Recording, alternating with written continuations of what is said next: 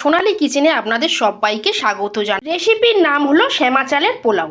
ভিজিয়ে রাখা শ্যামা চালটা আমি একটা ছাঁকনির মধ্যে নিয়ে নিয়েছি, যাতে জলটা খুব ভালো করে ঝরে যায়। ভেজে নেওয়া মশলাটা গুঁড়ো করে নেব। 1 চামচ নুন, ভেজে গুঁড়ো করে নেওয়া মশলাটা 1 চামচ ঘি, তাতে সব কিছু খুব ভালো করে মিশিয়ে নেব। কড়াই দিয়ে দেবো ছোট চামচের 2 চামচ ঘি। বাদাম আর কিশমিশ ভাজা হয়ে গেছে, এবারে তুলে নেব। এবারে পনিরগুলো ভেজে নেব। পনির ভাজা হয়ে গেছে, পনিরগুলো এবার তুলে নেব। ফোড়নে দিয়ে দেবো একটা তেজপাতা। লো ফ্লেমে গাজর আর বিনসটা ভালো করে একটু ভেজে নেব। মশলা মাখিয়ে রাখা শ্যামা চালটা এর মধ্যে দিয়ে দেব। সোনালী কিচেনের রেসিপি যদি আপনাদের ভালো লেগে থাকে তাহলে প্লিজ লাইক করবেন, শেয়ার করবেন, সোনালী কিচেনটা সাবস্ক্রাইব করে দেবার অনুরোধ রইল।